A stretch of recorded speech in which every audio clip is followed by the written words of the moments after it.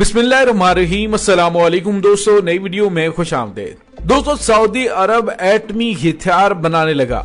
Iran के खिलाफ बड़ी कार्रवाई की तैयारियां। चीन ने अमेरिका के लिए नई मुसीबत खड़ी कर दी, जबकि दूसरी जानिब ईरान ने भी जौहरी हथियारों की तैयारी का अमल तेज कर दिया।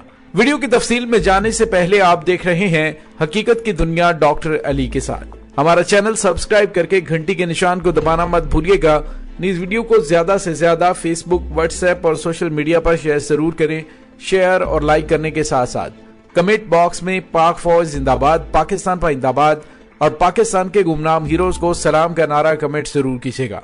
दोस्तों, एक बड़ी ही अहम और ब्रेकिंग न्यूज सामने आई है और वो ये है कि सऊदी अरब ने बड़े पैमाने पे बैलिस्टिक मिसाइल और एटमी हथियारों की तैयारी शुरू कर दी है। क्या आने वाले अरसे में सऊदी अरब इसराइल या फिर चीन की मदद से जौहरी हथियार बनाने का मंसूबा बना रहा है? इन तमाम तफसीलात पर भी हम आज की वीडियो में बात करेंगे और अमेरिका के लिए ये हालात कितने ज्यादा चैलेंजिंग हैं, इन पर भी तफसीलन हम बात करेंगे। दोस्तों, जैसे कि आप जानते हैं कि इस वक्त मशरिक वुस्ता में काफी ज्यादा कशीदगी पाई जा रही है, जिसका सबसे बड़ा मरकज ईरान है, क्योंकि ईरान ने यूरेनियम की अफसुदगी को 60% से ज्यादा बढ़ाने के हवाले से ऐलान कर रखा है। 2015 के जौहरी मुआहदे को बहाल करने के लिए अमेरिका सरतोड़ कोशिशें कर रहा है, लेकिन इसी दौरान सऊदी अरब से एक ऐसी खबर आई है जिसने अमेरिका के लिए खतरे की घंटी बजा दी है।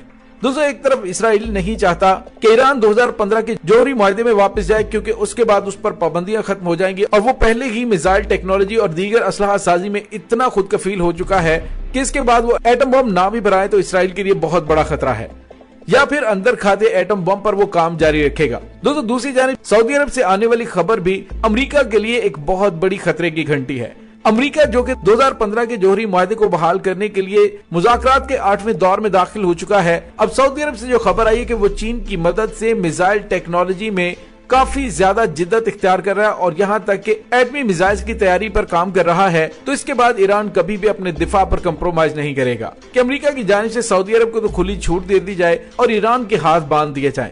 इसलिए मिसाइल टेक्नोलॉजी और एटमी टेक्नोलॉजी के हुसूल के लिए ईरान की जानिब से अब कोशिशें तेज की जाएंगी।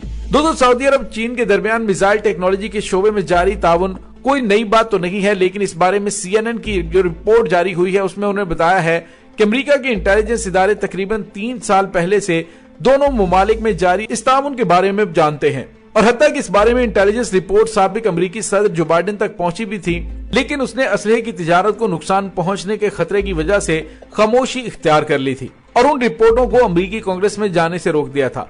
लेकिन अब यूं लग रहा है कि जो बाइडेन की सरबराही में मौजूदा अमेरिकी हुकूमत न सिर्फ इस मसले पर संजीदगी से गौर कर रही बल्कि इस बारे में तशवीश का भी शिकार है। लिहाजा सऊदी अरब और चीन में जारी इस ताउन को रोकने के लिए अब कोशिशें शुरू कर दी गई हैं।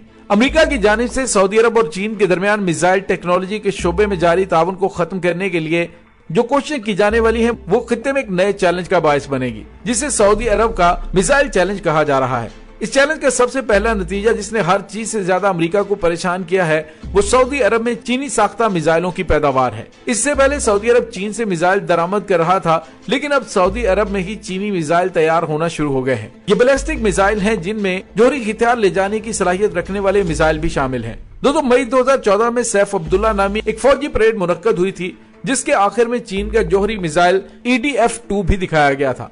उससे वाज़ेह हो गया था कि सऊदी अरब को चीन के जौहरी मिसाइलों तक भी रसाई हासिल है। यूं लग रहा है कि वाशिंगटन की परेशानी सऊदी अरब की जानिब से चीन से मिसाइल खरीद कर अपने मुल्क में जखीरा करने के बारे में नहीं, बल्कि वो इस हद तक अमेरिका की मर्जी के मुताबिक भी है, क्योंकि उसकी नजर में ये इकदाम एक तरह से खित्ते में ईरान के मिसाइली ताकत को बैलेंस करने का बायस है। लेकिन अमेरिका को ज्यादा परेशानी और तशवीश उस वक्त शुरू हुई कि जब उसे पता चला कि चीनी मिसाइल सऊदी अरब में तैयार किए जा रहे हैं और ये इकदाम अमेरिका की नजर में बहुत ज्यादा खतरनाक है और हत्ता कि खित्ते में उसकी मतलूबा ताकत के तवाजुन से भी मुताबिकत नहीं रखता। दोस्तों, दरअसल अमेरिका ने हमेशा खित्ते में इसराइल की फौजी बर्तरी पर जोर दिया है और खुद को उसका जामन करार दिया है। अमेरिका खित्ते के अरब ममालिक को असलहा फरोख्त करते वक्त भी अपनी खारजा सियासत के इस अहम उसूल को मद्देनजर रखता है।